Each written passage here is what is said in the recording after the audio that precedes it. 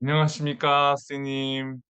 네, 저는 서라벌 고등학교의 윤진석이라고 합니다. 오늘 여러분들과 함께 데이터 과학 교과서에 대해서 같이 함께 내용을 나누고자 합니다. 아유, 감사합니다. 인사해 주셔서 감사하고요. 지난 화요일 날 우리가 1단원과 3단원에 대해서 정말 열띤 강의와 또 이렇게 호응하셨다고 들었습니다. 오늘은 2단원과 4단원 데이터 준비와 분석 그리고 데이터 과학 프로젝트가 준비되어 있고요. 제가 7시 50분까지 데이터 준비와 분석을 또 설명해 드리고 또 8시부터 이현학 선생님께서 데이터 과학 프로젝트를 설명해 드리도록 하겠습니다. 네, 그러면 제 화면 공유하도록 하겠습니다. 네, 선생님들 설명하도록 하겠습니다. 네, 저는 서러벌고등학교에서 지금 교사로 근무하고 있고요. 컴퓨터공학 학사 그리고 AI 융합교육과정 석사를 마쳤습니다. 그리고 AI 에듀테크 선도교사 현재 하고 있고요. 그리고 아이에다 마스터 교원 했습니다. 그리고 지필을 서울시 교육청에서 인공지능 진로진학 교육자료 시작해서 한국교육학술정보원의 차근차근 AI 인공지능과 미래사회 그리고 서울특별시 교육청 교육연수원에서 인공지능 시대의 진로교육 연수를 또 집필했습니다. 그리고 한국지능정보사회진흥원에서 디지털 배움 더 교재 집필했고요. 그리고 한국교육개발원에서 학생주도 영재교육 프로그램과 그리고 이스쿨 학생선수 초등등 콘텐츠 집필했습니다. 그리고 시마스에서 2022 개정 고등학교 인공지능 기초와 데이터과학 교과서를 집필했습니다. 제가 여러분과 함께 나눌 내용은 데이터 준비와 분석이란 단원입니다. 이 단어는 그 뒤에 있는 이제 인공지능, 머신러닝 요거 하기 전에 이 데이터를 준비하고 어떻게 분석할 것인지 그 부분을 주로 다루고 있고요. 그중에서 데이터 분석을 중심으로 짧은 시간 또 선생님들께 설명드리도록 하겠습니다. 이 데이터 분석을 하다 보면 선생님들께서 조금 어려워하시는 부분이 있다고 말씀하시더라고요. 왜냐하면 우리가 그 수학적인 부분에 대해서 또 그렇게 깊이 있게 하지 않는 경우도 많이 있는데 요거는 데이터 과학이다 보니까 쪼끔씩 어떤 수학적인 내용이나 이런 부분들이 있습니다. 그런 부분에 대해서 여기에서 좀 나와 있기 때문에 차근차근 그런 부분들을 하나하나 설명드리도록 하겠습니다. 그래서 데이터 속성별 특징과 데이터 속성 간의 관계 이런 것들을 우리가 뭐 기술 통계라는 것, 상관 분석이라는 것 이런 걸 통해서 어떻게 우리가 볼 수 있는지 같이 여러분들과 나누도록 하겠습니다. 네. 먼저 교과서에 보면은 도입 내용이 있습니다. 어느 은행의 보고서 있는데요. 이 보고서 내용에 따르면 여기 오타가 있네요. 1970년대생 고쳤는데 이상합니다. 분명히 고쳤는데 1970년대생 가구의 월 평균 소득이 624만 원이랍니다. 1980년대생 가구는 506만 원이었습니다. 그런데 생각보다 이거 보면은 사람들이 되게 '월급이 많구나.'라고 느껴지죠. 저도 마찬가지로 '아 평균에 미치지 못한다.'라는 생각이 들고 약간의 박탈감 같은 마음도 있습니다. 그런데 이것이 왜 이러느냐를 생각해 보면 평균의 함정이라는 부분이 있습니다. 평균 소득은 상위 소득자의 영향을 받을 수밖에 없어요. 그러니까 뭐 돈을 조금 버시는 분도 계시지만 아주 많이 버시는 분도 계시잖아요. 그분들의 영향이 있기 때문에 그분들의 어떤 영향을 좀 감소시키는 중위 소득을 생각한다면 473만 원으로 앞에 말했던 624만 원이나 506만 원보다는 쪼끔 더 저렴한 금액으로 우리가 쪼끔 마음의 안심을 얻을 수 있는 그런 통계 자료가 되겠습니다. 이처럼 데이터를 분석할 때는 목적에 맞게 어떤 지표를 사용할지를 한번 생각하고 선택해서 진행을 해야 됩니다. 이번 시간에는 한번 그런 것들을 같이 배워보도록 하겠습니다. 문제 상황 교과서에 보면요. 진영이의 사촌 누나 이야기가 있습니다. 높은 연봉을 받았어요. 그런 직장에 입사해서 모두 다 부러워했는데 심한 스트레스를 받아서 이직을 고민하고 있답니다. 이것 보고 진영이도 좀 고민이 생긴 거죠. 본인도 열심히 공부해서 또 좋은 직업을 가지고 또 높은 연봉도 받고 좀 즐겁게 살고 싶은데 어떤 스트레스 부분에서 도리어 그걸 내려놓고 싶은 사촌 누나를 보면서 대체 직업에 따라서 스트레스 수준은 얼마나 다를까? 그럼 스트레스를 덜 받는 직업은 어떤 특징이 있을까? 스트레스에 영향을 미치는 요인은 무엇일까? 이런 고민이 생긴 거죠. 그래서 그것들을 같이 한번 공부해 보도록 하겠습니다. 이걸 공부할 때는 살펴볼 때는 기술 통계라는 부분이 있습니다. 이 기술 통계는 각 데이터의 속성별 중심 경향과 분포를 통계적으로 살펴보는 건데요. 데이터 속성 자체의 특징을 파악하는 데 주안점이 둔 게 기술 통계입니다. 대표적으로 할 수 있는 용어가 대표값이 있고요. 삼포도라는 것이 있습니다.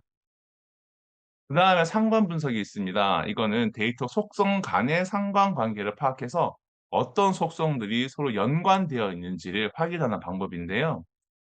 뭐 예를 들어서 키와 몸무게 데이터에서 키가 큰 사람이 아무래도 키가 작은 사람보다는 몸무게가 좀 더 나가는 경향이 있을 것 같잖아요. 만약에 그렇다면은 키와 몸무게에는 두 속성에는 상관관계가 있다라고 말을 할 수 있습니다. 여기서 우리가 주로 볼 단어는 상관관계와 상관계수가 되겠습니다. 그럼 이것들을 하나씩 또 살펴보도록 하겠습니다. 먼저 대표값입니다. 대표값은 데이터 전체의 특징을 대표적으로 나타내는 값입니다. 일반적으로는 평균, 가장 많이 쓰이는 값이 평균이고요. 그다음에 중앙값, 최빈값 이런 것들이 있습니다. 그럼 이 평균은 무엇이냐? 일반적으로 가장 많이 사용하죠. 예를 들면 저도 친구들한테 수업할 때는 그런 이야기를 조금 많이 합니다. 네, 어떤 얘기를 하냐면요. 예를 들어서 저희 솔직히 고등학교에서 얘기해요. "너 어느 반이 공부 잘해?" 이렇게 물어봅니다. 애들이랑 농담처럼 하면서. 그럼 뭐 "1 반이요, 2 반이요, 저희 반이 잘해요." 이렇게 합니다. 그러면 "아 왜 1 반이 잘한다고 생각해?" 라고 물어보는 거죠. 그러면 뭐 여러 가지 이유를 듭니다. 그런데 "1반 평균이 더 높아요." 라고 말하면 다들 수긍을 해요. "아 그렇구나. 반평균 높으면 공부 잘하는 거지." 라고 합니다. 그만큼 이 평균이라는 것은 아주 많이 사람들이 대표적인 값, 그 반의 특징을 나타내는 값으로 인정을 하고 있는 것입니다. 그래서 보면 그룹 A와 그룹 B가 있습니다. 두 그룹 중에서 평균 SNS 앱을 사용하는 시간을 봤더니 어 B그룹이 50 분을 엄청 많이 쓰고 있어요. A그룹은 게임 앱을 60 분으로 엄청 많이 쓰고 있습니다. 그러면 A그룹은 게임을 엄청 많이 하는 거고 B그룹은 SNS를 많이 하는구나. 요렇게 우리가 생각할 수가 있겠죠. 그거 말고도 중앙값이라는 게 있습니다. 이 중앙값이라는 것은 아까 했던 산술평균, 이 평균의 약점을 보완하기 위해서 고안된 값으로 데이터의 크기를 순서대로 나열할 때 가장 중앙에 위치한 값을 말합니다. 아까 했던 B그룹이 SNS를 많이 한다고 했어요. 평균으로 봤을 때는 50 분을 한다고 했습니다.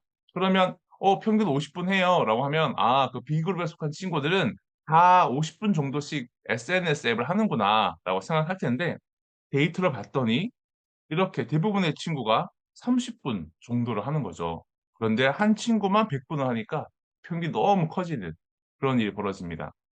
그래서 나온 것이 중앙값이라는 것입니다. 이 중앙값은 데이터를 크기 순서대로 나열했을 때 가장 중앙에 있는 값, 그래서 31 분이 되는 것이고 이것은 요런 200 분이라는 이상치라고 말하는 아주 특이한 값, 이런 것들에 대한 그 값의 왜곡 현상을 줄여주는 그런 효과가 있다라고 볼 수 있겠습니다. 그다음에 대표값이 있습니다. 대표값 중에서는 최빈값이 있습니다. 이 최빈값은 데이터 속성값 중에서 가장 자주, 이제 가장 많이 나타나는 값을 볼 수 있는데 이것은 어떤 수치 데이터가 아닌 어떤 다른 범주형 데이터나 이런 거 할 때 이렇게 최빈값을 많이 사용합니다. 그래서 A그룹은 "어떤 분야로 진로를 가지고 싶니?"라고 진로 희망조사를 했더니 의학공학을 6 명으로 가장 많이 신청을 했어요. 그리고 B그룹은 인문사회를 5 명으로 가장 많이 신청했습니다. 그러면 A그룹은 이학공학을 주로 관심 가지고 있구나. B그룹은 인문사회 분야를 주로 관심을 가지고 있구나. 그렇게 생각할 수 있겠죠. 그것이 최빈값이 되겠습니다. 그러면 우리가 그 앞 단원에서 여기서 이제 우리가 데이터 준비해서 수면 건강 데이터셋을 가지고 한번 데이터를 어떻게 수집할 것인지, 데이터를 어떻게 살펴볼 것인지, 그리고 어떻게 이상치를 살펴볼 것인지 그걸 한번 했습니다. 고 데이터셋을 교과서에서 그대로 이어받아서 직업별 스트레스 수준에 대한 대표값을 구해서 분석하는 시간을 또 가지도록 하게 설명되어 있습니다.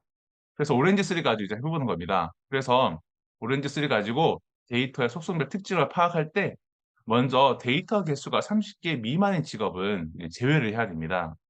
왜냐면 통계학에서는 기본적으로 데이터를 30개 이상이 있을 때 통계적으로 유의미하다라고 좀 암묵적으로 이야기를 하고 있습니다. 꼭 그런 건 아니지만 보통 30개 이상인 데이터를 가지고 우리가 통계적으로 계산을 하거든요. 그래서 30개보다 적은 데이터는 너무 적은 데이터이기 때문에 이게 너무 극한값이 나올 수 있거든요. 그래서 그걸 제외하고 대피할 수 없다고 해서 제외하고 보고 있습니다. 그래서 오렌지 3에서 한번 직업별로 우리가 어떤 스트레스 지수를 보기 때문에 그 데이터 개수가 직업이 어떤 직업 30개 미만인 직업이 뭐가 있나 그걸 파악하기 위해서 이제 그룹바를 써서 직업을 선택하고 그다음에 그 직업의 아이디의 카운트를 선택을 하면요. 그래서 그럼 직업별로 개수를 계산할 수 있거든요. 그랬더니 요렇게 이 네 가지 직업이 데이터 개수가 하나, 두 개, 네 개 이런 식으로 30개가 안 되는 것을 확인할 수 있습니다. 그러면 이런 직업들은 우리가 좀 빼줘야 되겠죠. 그래서 이런 직업들은 우리가 속성을 들어가서 select laws를 들어가 가지고 이렇게 그 규칙을 집어넣어 가지고 이것들은 이제 제외하는 것으로 이 직업들은 설정을 하면 그렇게 이 직업들을 제외하면 이제 그걸 가지고 통계적인 작업을 하게 되겠습니다. 먼저 대표값으로 한번 평균이란 것을 가지고 살펴볼 거예요. 이 평균은 직업별로 한번 또 그룹 바이 해 가지고 평균을 내서 지금 그 중앙값 평균으로 이제 수치형 데이터는 대표값을 취하고 그다음에 수치가 아닌 거는 최빈값을 대표값으로 이런 식으로 지정을 할 수 있습니다. 그래서 살펴봤더니 이렇게 그래프로 다 플러스로 막대 그래프로 살펴봤더니 전반적으로 의사나 영업사원들은 좀 스트레스 수준이 높다라는 걸 알 수가 있어요. 그리고 회계사나 엔지니어는 그리고 교사는 좀 낮은 편에 속한다고 할 수 있겠죠. 그리고 변호사나 간호사는 평균과 좀 비슷하다. 이런 것들을 우리가 확인해 볼 수 있습니다. 그런데 이 중앙값을 또 한번 확인해 보겠습니다. 중앙값을 우리가 직업별로 그룹 바이 한 다음에 대표값을 이렇게 중앙값으로 지정해 가지고 한번 본다면 그리고 스트레스 지수를 직업별로 한번 살펴보면 이렇게 의사가 아까는 좀 높았거든요. 이렇게 높았는데 좀 낮아진 것을 확인할 수 있습니다. 그다음에 간호사는 거의 뭐 중평균에 가까웠는데 지금 이렇게 높아진 것을 확인할 수 있습니다. 자 그래서 중앙값과 평균으로 봤을 때 스트레스 지수가 좀 많이 다른 수치를 보이고 있죠. 네 그래서 이걸 우리가 한번 비교해 보면 되겠습니다. 그래서 비교해 보기 위해서 바이올린 플롯을 연결해 가지고 한번 비교해 봅니다. 스트레스 지수별로 직업별로 우리가 비교해 봤더니 이렇게 의사와 간호사는 이렇게 크게 두 개가 데이터가 많이 벌어져 있는 것을 확인해 볼 수 있습니다. 그래서 이걸 보면 어떤 직업별로 그 스트레스 지수가 이렇게 하나로 모이는 것이 아니라 이렇게 흩어져 있구나. 그래서 어떤 이 직업이라는 거 하나만으로는 이 스트레스 지수를 설명하는 데 한계가 있는 거죠. 직업 외에 어떤 다른 요인이 적용해서 개인마다 다른 스트레스 지수를 보이는 것을 우리가 확인해 볼 수 있습니다. 그럼 이렇게 흩어져 있는 것들을 어떻게 확인해 볼 수 있느냐라고 할 때 산포도라는 것을 가지고 확인해 볼 수 있어요. 그래서 데이터의 분포가 이 중심값에서 얼마나 흩어져 있는 건지를 나타내는 것이 산포도인데 얘는 이제 많이 평균이라면 평균에 많이 흩어져 있죠. 그리고 이것은 평균에 많이 붙어 있는 밀집해 있는 것을 확인해 볼 수 있습니다. 그래서 이걸 표현하는 게 숫자 값으로 표현하는 게 분산이라는 것이 있는데 데이터의 흩어진 정도를 파악하는 대표적인 값이 분산이고요. 표준 편차는 그 또 분산이 제곱을 하거든요. 오차의 제곱의 평균을 하기 때문에 제곱을 하는데 이 제곱을 줄이기 위해서 제곱근 루트를 씌워서 오차를 좀 줄입니다. 그다음에 산포도라는 것이 있습니다. 이 산포도라는 것은 우리가 이 익스플롯이라는 것을 했을 때 이것을 데이터를 쭉 오름차순으로 나열한 다음에 그것의 25%씩 개수를 나눕니다. 예를 들어서 100개의 데이터가 있으면 여기가 25개, 여기가 25개, 여기가 25개, 여기가 25개 요렇게 돼 있고요. 그다음에 또 여기가 25개, 여기가 25개, 여기가 25개, 여기가 25개 이런 식으로 구성되어 있습니다.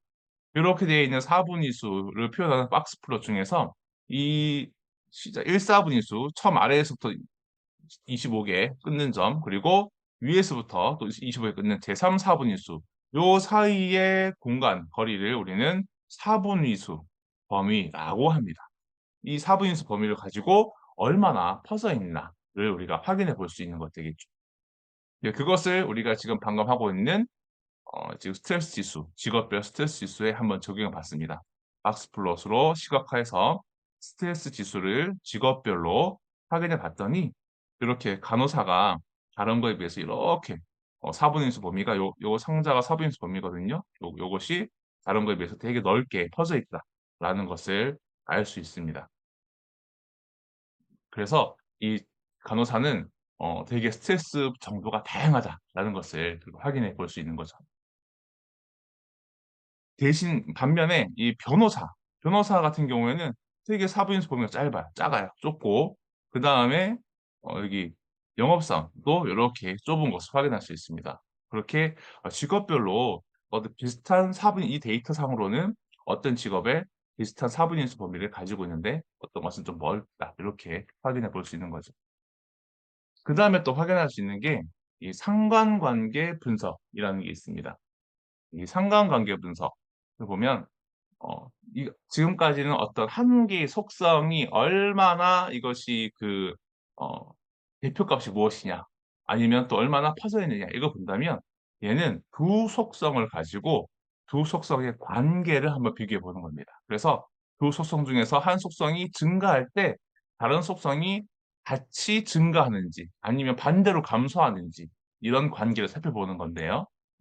그래서 이 두 속성을 2 차원 공간에 배치해서 시각화한 그림을 우리는 산점도라고 합니다.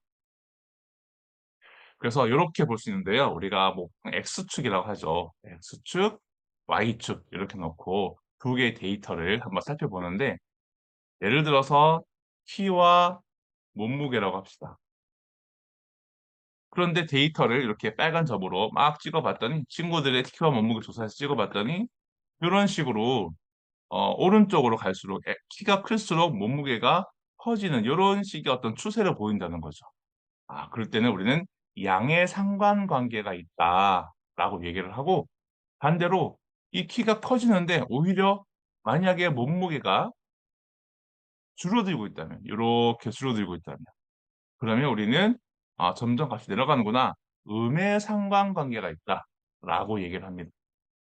그리고 만약에 이것처럼 이 데이터를 찍었더니 막 점들이 흩어져 있는데 어떤 추세를 확인할 수가 없어요. 어떻게 그떨어져서 이상해요. 뭔가 표현할 수 없어요.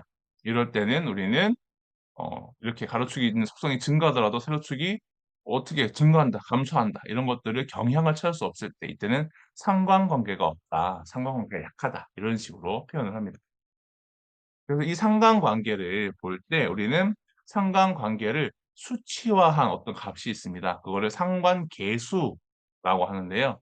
이 상관계수는 두 속성 사이에 있는 방향 그리고 강도를 숫자로 표현한 것이 되겠습니다.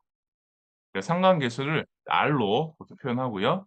여기서 -1에서 1 사이의 값을 가진 게 되겠습니다. 그래서 -1은 요렇게 음의 상관관계가 아주 강한 거죠.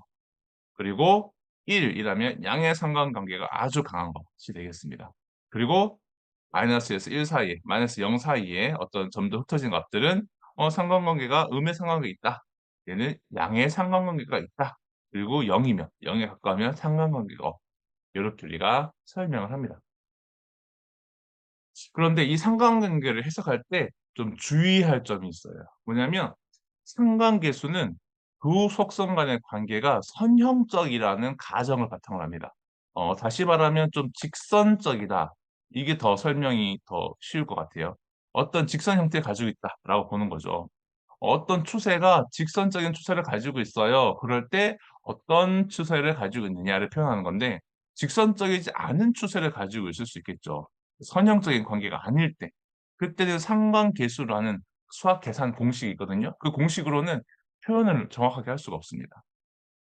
여기 또 상관계수 값이 똑같이 0 입니다. 0 인데 이 A라는 데이터를 보면은 이 점들이 막 흩어져 있어요. 그래서 X 값이 증가할 때 Y 값이 증가한지 감소한지 이런 것들을 전혀 확인할 수가 없습니다. 추세를 알 수가 없어요. 그때는 두 속성의 관계가 이제 없다는 걸 확인할 수 있겠죠. 그런데 똑같이 상관계수가 0 이에요. 그런데 가로축의 속성이 -3 에서 0 까지 갈 때 증가할 때 그때는 이 y 값이 요렇게 증가하는 것을 보입니다. 즉 양의 상관관계가 있다라고 확인해 볼 수 있겠죠. 근데 반대로 0 에서 3 까지 갈 때는 요렇게 내려가요. 요렇게. 그때는 음의 상관관계가 있다라고 볼 수 있겠습니다. 하지만 요거를 다 합쳐 놓고 보면은 얘는 직선적인 것이 아니기 때문에 어떤 상관관계가 없다. 상관계수가 0 이다. 요렇게 볼 수 있는 거죠. 그래서 이것들을 할 때 꼭 상관계수만 구한 다음에 바로 결론을 내리는 것이 아니라 이렇게 산점도 그래프를 가지고 시각화해서 살펴볼 필요가 있다라고 이해하시면 되겠습니다. 그래서 이 상관계수를 한번 우리가 오렌지 3로 한번 구해 보면은 이렇게 코릴레이션 위즈 가지고 연결하면은 이렇게 확인해 볼 수 있습니다. 그리고 스트레스 지수를 가지고 상관관계를 확인해 봤더니 양의 상관관계가 있는 것은 요것이 양의 상관관계가 이렇게 해 가지고 뭐 심박수가 양의 상관관계가 있구나. 무슨 스트레스 수준이 올라가면 심박수가 올라가나? 뭐 이렇게 아니면 심박수가 올라가면 스트레스 수준이 올라가나? 생각할 수도 있겠고요. 그리고 음의 상관관계가 있는 것은 수면의 질, 그다음에 어떤 수면 시간 이런 것이 음의 상관관계 마이너스 값을 가지고 있는 것을 확인할 수 있습니다. 그래서 스트레스가 있으면 뭐 잠을 좀 잘 못 자거나 또 잠을 잘 못 자면 스트레스 수준이 강하거나 이런 것들 우리가 확인할 수 있는 거죠. 그런데 이것을 고렇게만 놓고 하는 게 아니라 그러면 간호사는 그러면 어떤 상관관계가 있나 한번 확인해 볼 수 있을 것 같아요. 그래서 우리가 간호사만 한번 따로 떼어 놓고 요것의 상관관계를 살펴보도록 하겠습니다. 그래서 간호사만 떼어 놓고 상관관계를 살펴봤더니 지금 스트레스 수준과 1일 걸음수 사이에 양의 상관계 0.67 플러스 0.67 이면 꽤 강한 양의 상관관계가 있다라는 것을 확인할 수가 있습니다. 근데 앞에서 봤을 때 지금 여기 1 걸음수는 0.18 별로 상관관계가 없는 거였거든요, 전체 직업으로 봤을 때는. 그런데 간호사만 따로 떼 놓고 봤더니 요렇게 강한 양의 상관관계가 있다라는 것을 확인해 볼 수가 있는 거죠. 그리고 회계사 놓고만 볼게요. 회계사만 따로 떼어 가지고 한번 확인해 봤더니 요렇게 어 스트레스 지수와 그다음에 이 걸음수 사이에 -8.26 이라는 아주 강한 음의 상관관계가 있는 거를 알 수 있습니다. 이렇게 아까는 상관관계가 없는 거였는데 간호사만 떼어 놓고 보면은 양의 상관관계, 그다음에 어 회계사만 떼어 놓으면 음의 상관관계 이런 것들을 확인해 볼 수 있는 거죠. 이렇게 다양한 방법으로 우리가 비교해 보고 살펴보고 그렇게 할 수가 있습니다. 그래서 상관관계에서 해석할 때 이제 좀 주의할 게 상관관계를 우리가 여기서 확인해 볼게 요거 보면 될 것 같아요. 신체 활동이 많은 간호사는 신체 활동량이 증가할수록 스트레스 지수가 높아지는 아마도 '왜 그럴까?' 생각해 보는 거죠. 했을 때 제 생각에는 좀 간호사가 신체 활동이 많잖아요. 그러니까 신체 활동이 증가할수록 스트레스가 높아지겠지만 주로 앉아서 일하는 회계사는 신체 활동량이 증가하면 오히려 스트레스가 감소하는 경향이 있다고 유추해 볼 수 있지 않나라고 생각을 할 수 있습니다. 이것도 우리가 중요한 게 우리는 상관관계를 살펴보는 거거든요. 이 데이터를 어디서 가져오냐면요. 이 데이터는 이제 획을 해서 가지고 왔는데요. 요거를 또 우리가 전처리해서 지금 하는 거기 때문에 이 CMAS 홈페이지에 올라가 있을 겁니다. 거기서 다운받아 가지고 활용해 쓰시면 됩니다. 그다음에 그래서 이 유추할 수 있는데 이것이 상관관계와 우리가 또 생각할 게 인과관계가 있습니다.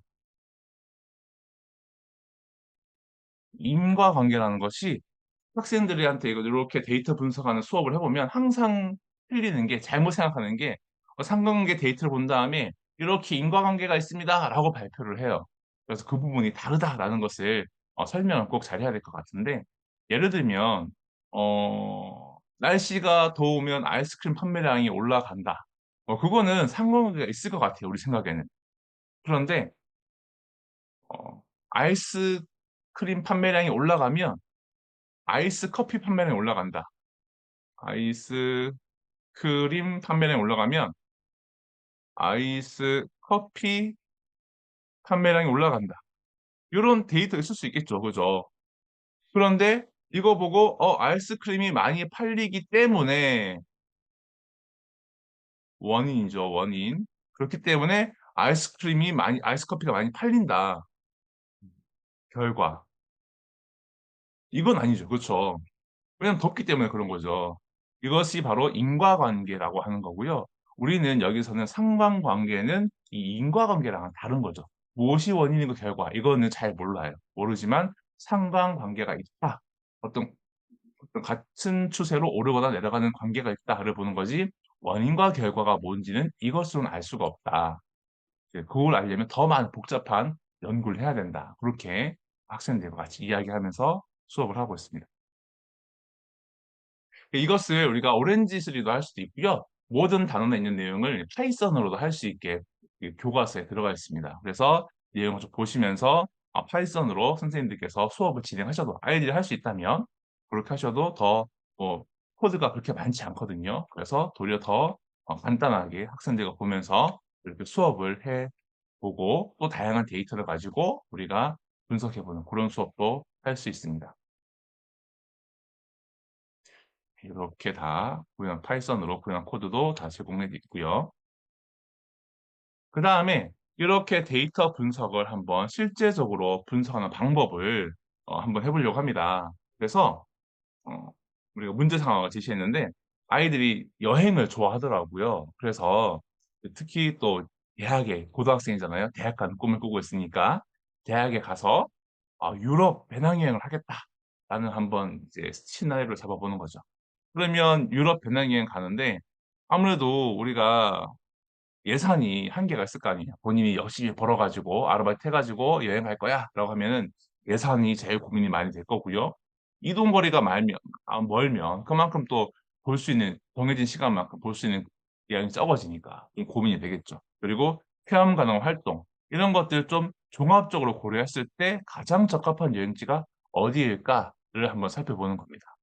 그래서 요런 문제 상황을 가지고 비용이 합리적이면서도 만족스러운 유럽 배낭 여행지를 한번 선정해 보자. 데이터를 가지고 해 보자라는 게 되겠죠. 그래서 유럽 도시별 숙소 정보와 고객 평가 데이터를 다운받았습니다. 그래서 캐글에 들어가 보시면 요렇게 에어비앤비 요 데이터를 공유 숙박 플랫폼에서 하는 공유 숙박에서 어떤 그 고객들의 평가 데이터들이 있습니다. 그런 고객 평가 데이터를 수집한 것이고요. 여기에서 내려 받으시면 됩니다. 그다음에 유럽 도시별 생활비 데이터가 있습니다. 그래서 각각의 유럽 도시별로 어떤 여행지 물가가 중요할 거 아니에요. 그래서 이런 물가 데이터를 다운받을 수 있고요. 이것들은 또 CMAS에 올라가 있으니까 거기서 다운받아서 활용하시면 됩니다. 그러면 이제 도시별 공유 숙박 정보와 고객 평가 데이터를 한번 분석해 보도록 하겠습니다. 먼저 에어비앤비 데이터를 한번 가지고 와 가지고 속성과 속성별 대표값을 구해 보는데요. 데이터 살펴봤더니 지금 아 51,707 개의 데이터가 있구나. 그리고 15 개의 지금 속성이 있구나. 그리고 결측치는 없구나. 뭐 요런 것들 우리가 요 데이터를 가지고 데이터 테이블 위젯으로 확인해 볼 수가 있습니다. 그리고 요 데이터의 대표 값들을 확인하기 위해서 이 속성을 불러와서 보면은 지금 데이터 좀 봤더니 지금 숙박 인원을 봤더니 최소가 지금 2 인실 이렇게 되어 있는 거예요. 최소가 2 인실. 기본적으로는 다 2 인실, 1 인실은 거의 없구나 볼 수 있겠고요. 그리고 최빈값도 지금 2 인실 이렇게 돼 있어서 가장 2 인실이 가장 많이 나타내는 일반적인 숙박 인원이구나라는 것을 확인해 볼 수 있습니다.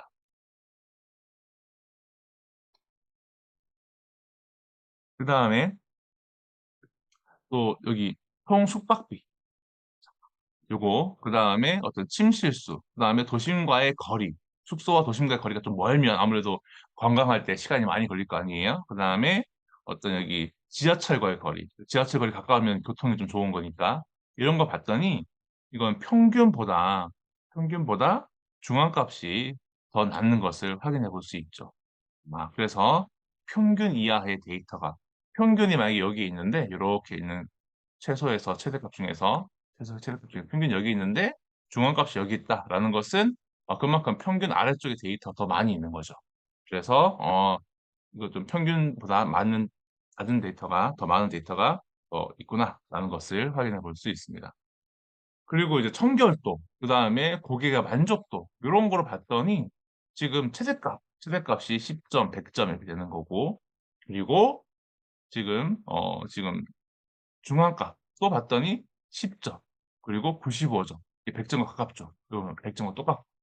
그래서, 그래서 아주 많은 사람들이 청결도와 만족도는 되게 높은 수준으로 대부분, 많이 절반 이상이 주고 있다는 것을 확인해 볼 수 있습니다.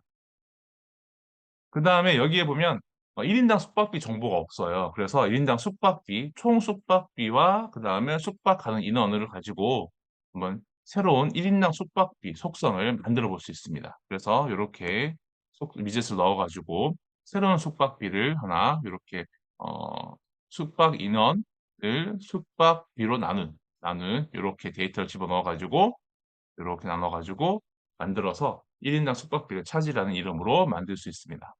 그래서 이렇게 만들어 봤더니 이렇게 것들이 다양하게 있구나라는 걸 확인해 볼 수 있고요. 그걸 가지고 이제 도시별 공유 숙박 데이터를 한번 봤어요. 박스 플롯을 가지고 도시별로 도시에 이렇게 하면은 실은 이거 박스 플롯은 아니죠. 그냥 이렇게 막대 그래프인데 이게 막대 그래프는 아니지만 이걸로 하는 게 더 편하더라고요. 그래서 이렇게 놓으면 이렇게 도시별로 어떤 그 개수가 숙박 데이터의 개수가 몇 개 있는지 확인할 수 있습니다. 이렇게 봤더니 지금 런던, 그다음에 로마는 되게 공유 숙박 플랫폼이 많구나, 잘 돼 있구나. 그다음에 암스테르담, 그다음에 바르셀로나, 베를린은 조금 적은 편에 속한다라는 것을 확인해 볼 수 있습니다.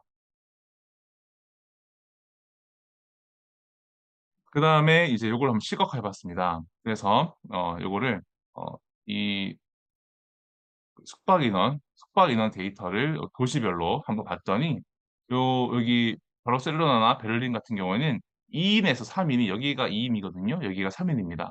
그래서 2인에서 3인이 되게 이렇게 많이 있는 거죠. 그리고 아테네는 3인에서부터 4인 데이터가 이렇게 차지합니다. 이렇게.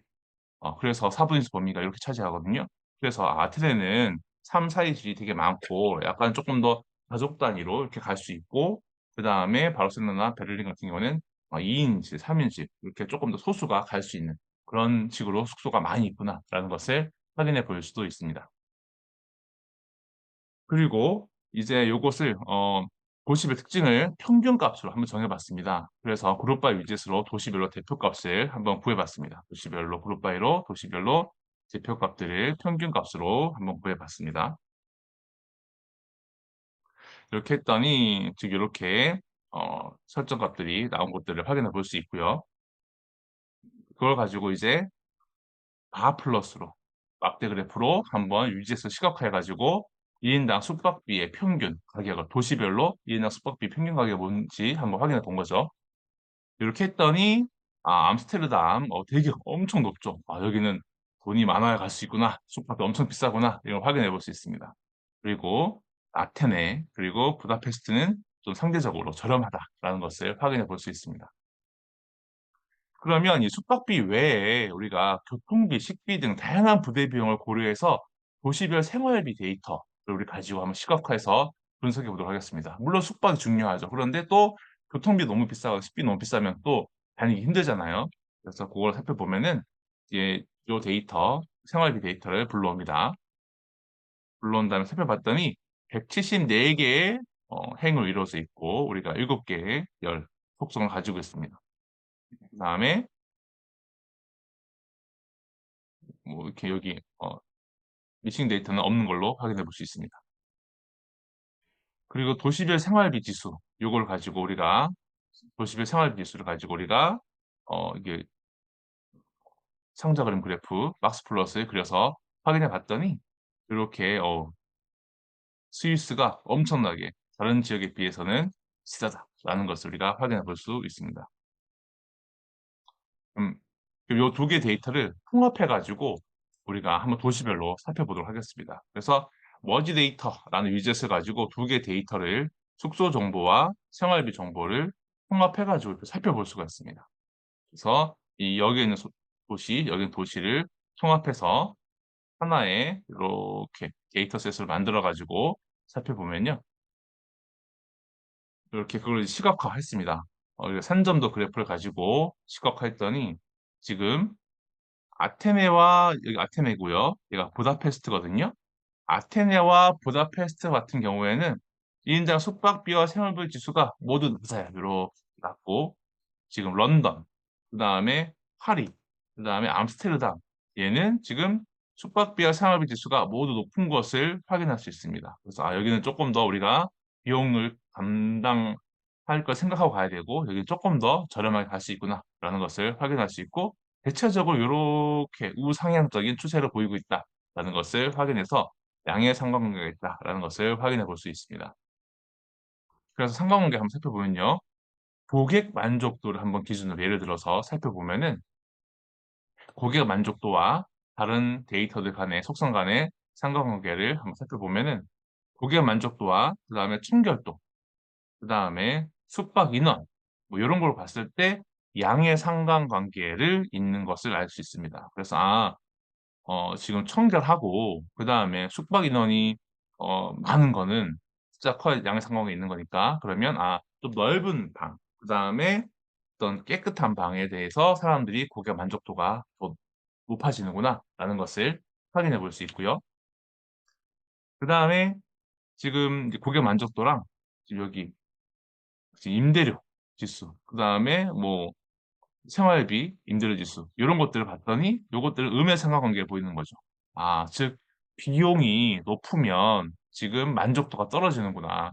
즉 어떤 비용을 많이 내는 비싼 곳일수록 더 안 좋구나가 아니라 비싼 곳일수록 더 사람들이 기대치가 높아지겠죠. 그런데 기대만큼 그렇게 좋진 않구나. 그래서 고객 만족도가 조금 떨어지는 것도 우리가 확인해 볼 수 있습니다.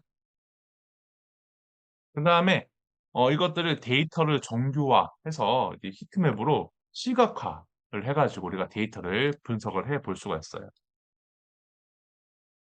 지금 이거 히트맵으로 시각화를 해볼 때는 먼저 데이터 정교화라는 걸 해야 됩니다. 데이터 정교화라는 것은 뭐냐면 우리가 지금 여러 가지 특징이 있었어요. 이 특징이 있는데 이 여러 가지 특징 예를 들어서 어떤 거는 이제 키는 예를 들어서 뭐 어떤 데이터가 100 센티미터부터 예를 들어서 뭐 200 센티미터까지 학생 데이터가 있다고 하고 몸무게는 뭐 40 킬로부터 뭐 100 킬로그램까지 있다고 하면 이 40과 100, 이 100 킬로그램과 100 센티미터가 같은 100 이지만 같은 값을 나타내는 건 아니잖아요.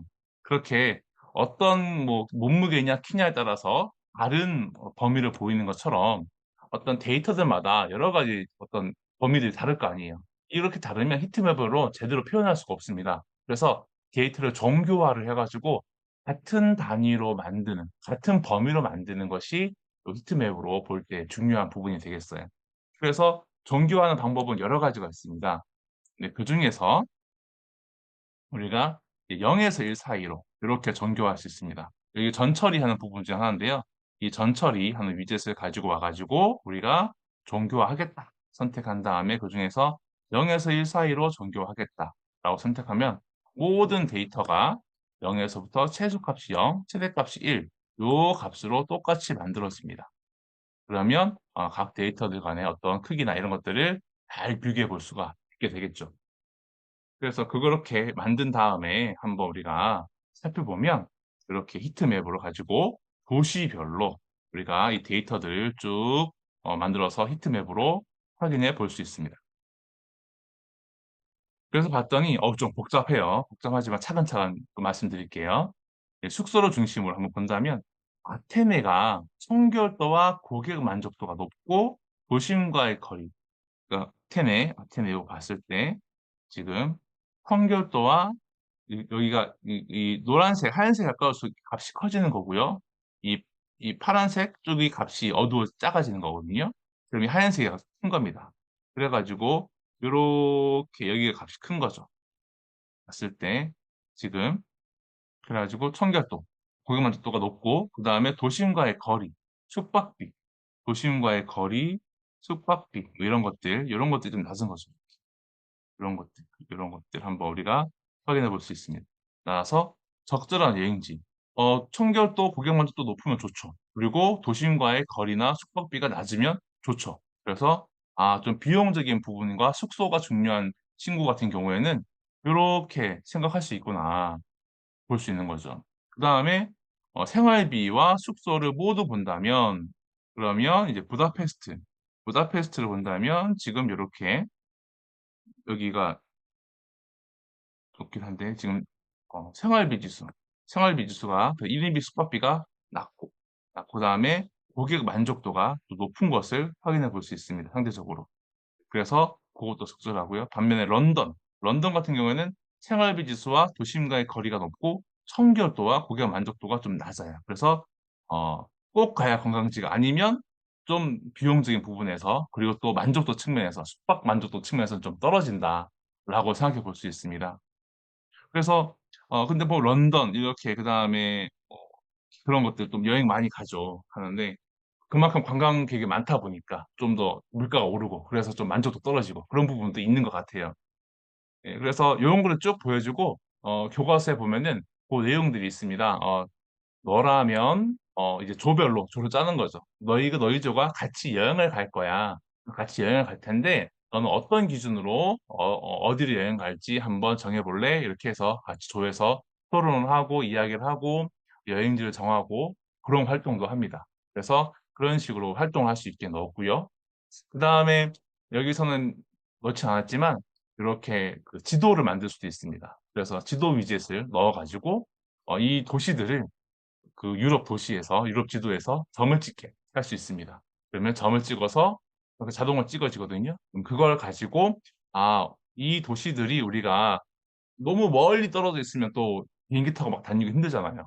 그래서 그것들을 보고 너희가 동선을 한번 짜봐. 그러면 우리 어디 어디 도시를 가고 싶고 이거 보고 정한 다음에 그 동선을 짜가지고 이렇게 여행할 거예요. 이런 계획도 세우는 것도 활동 중에 하나로 들어가 있습니다.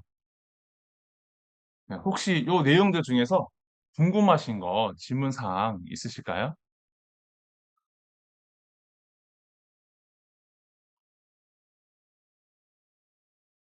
네. 정교화나 표준화. 네. 그 표준화는 이제 그 평균 0이고 이제 분산 1로 해가지고 하는 거잖아요. 정교화, 표준화, 그거 할 때 저도 그거의 기준을 저도 실은 정확하게는 이것이 정교화가 제일 좋아, 이 표준화가 제일 좋아. 그것까지는 제가 정확하게는 잘 모르겠습니다. 그래서 보통 정교화를 많이 해가지고 이렇게 시각할 때 그렇기 때문에 하긴 하거든요. 근데 아마 통계적인 작업을 많이 할 때는 표준화라도 많이 한다라고 알고 있습니다.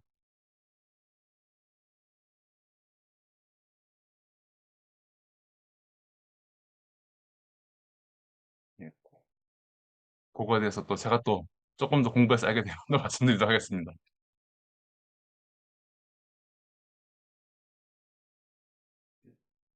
네. 아유, 네. 감사합니다. 네. 그럼 또, 다른 질문 없으면 지금 제가 좀 설명을 하면서 조금은 일찍 끝난 감이 있습니다. 4분 일찍 끝났고요.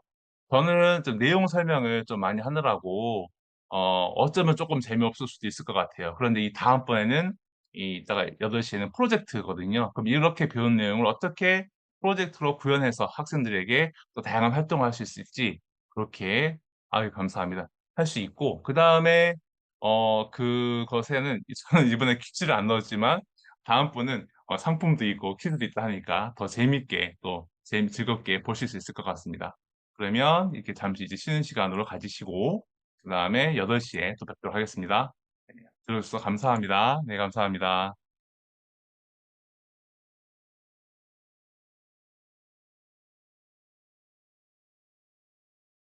데이터과학 교과서 활용법, 데이터과학 프로젝트 단원에 대해서 한번 이야기를 해보도록 하겠습니다.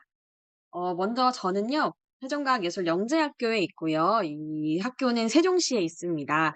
그리고 우리 데이터과학 교과서를 이제 집필한 교사로서 오늘 선생님들께 데이터과학 프로젝트 단원을 설명드리고자 합니다. 먼저 선생님들께 좀 질문을 던지고 싶은데요. 선생님의 일상과 관련된 데이터는 무엇이 있으세요? 채팅창에 한번 자유롭게 남겨주실까요? 지금 아이콘으로 제가 몇 가지 이제 힌트가 될 만한 것들을 남겨 놓았는데, 네, 선생님들과 관련된 데이터가 무엇이 있을지, 안한수 선생님께서는 잠이라고 하셨고, 최인경 선생님께서는 교육이라고 해주셨고요. 그리고 학생 성적, 폰, 네, 이런 얘기 많이 해주셨어요. 네, 계속해서 계속, 생각나시는 것들 올려주시면 좋을 것 같은데요. 챗GPT. 일상 속의 챗GPT 요즘 많이 또 쓰고 계시죠. 학생들도 그렇고 어른들도 그렇고요. 네, 출근과 관련되어서도 다양한 데이터가 생길 수 있을 것 같습니다. 이번 질문에는 사실 인제 그 쿠폰이 하나 있는데요. 가장 먼저 이제 의견을 주신 안한수 선생님께 네, 쿠폰 한 장을 보내드리면서 한번 이야기를 해보려고 합니다. 이현희 선생님 야근 시간이라고도 언급해 주셨어요. 여기 있는 좀 아이콘들을 살펴보게 되면 책과 관련되어서 내가 얼마나 책을 읽는지에 대한 얘기도 해볼 수 있을 것이고 휴대폰 같은 얘기를 해주셨는데 이제 전자기기를 사용하는 시간이나 뭐 게임하는 시간 이런 것들도 있을 수 있고 좋아하는 스포츠 경기에 어떤 데이터가 있을 수도 있겠고요. 또 아이와 관련된 육아와 관련된 것들이 있을 수 있겠고요.